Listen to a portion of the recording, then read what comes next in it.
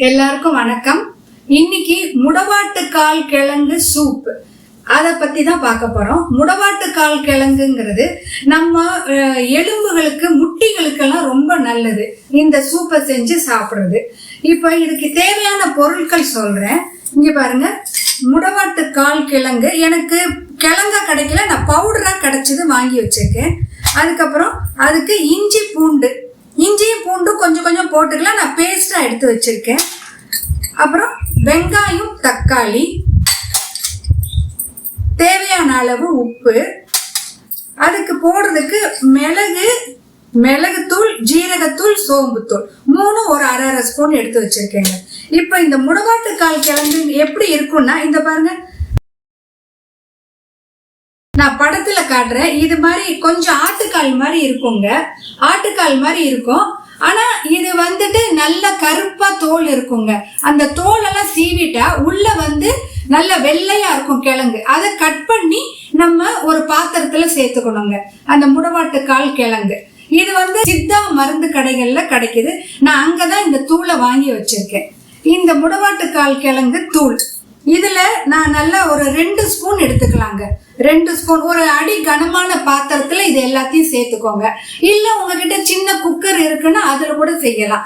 இதுல 2 ஸ்பூன் கிழங்கு இருக்குன்னா கிழங்க கட் பண்ணி போட்டுக்கோங்க. அதோட இஞ்சி பூண்டு பேஸ்ட் எடுத்து வச்சிருக்கேன். இதுல ஒரு ஸ்பூன் போட்டுக்கோங்க. அப்புறம் சின்ன வெங்காயம் ஒரு 5-6 வெங்காயம், ஒரு குட்டி தக்காளி, சின்ன வெங்காயமும் தக்காளியும் சேர்த்துக்கோங்க. அதோட மிளகு, ஜீரகம், சோம்பு எல்லாமே தனித்தனியா அப்படியே சேர்க்கலாம். நான் தூளா இருக்கிறதால தூளாவே எடுத்து வச்சிருக்கேன். இதையும் அதுல சேர்த்துக்கணும். தேவையான அளவு உப்பு. இது எல்லாத்தையும் அந்த அடிக்கனமான பாத்திரத்துல போட்டுட்டு நல்லா 2 லிட்டர் தண்ணி ஊத்துங்க. தண்ணி ஊத்தி அதை நல்லா அடுப்புல கொதிக்க வைக்கணுங்க. அந்த தண்ணி 1 லிட்டர் ஆற அளவுக்கு அதை கொதிக்க வைக்கணும். கொதிக்க வச்சு அதுக்கப்புறம் அதை நல்லா அந்த தண்ணியை வடிச்சுக்கோங்க. அந்த ஆறுனதுக்கு அப்புறம் அந்த இதை எல்லாத்தையும் மிக்சியில போட்டு ஸ்மாஷ் பண்ணிட்டு இந்த தண்ணியை ஊத்தி நல்லா வடிகட்டி எடுத்துருங்க. அதோட கடைசியா கொஞ்சம் மஞ்சத்தூள் சேர்த்துக்கோங்க. கொதிக்கும் போதே மஞ்சத்தூள் சேர்த்துருங்க. எல்லாத்தையும் வடிகட்டி எடுத்துட்டு அந்த சூப்பா கிடைக்குது இல்லையா, அதுல கடைசியா கொஞ்சம் கொத்தமல்லி தூவிட்டு ஒரு கப்பு குடிக்கலாங்க.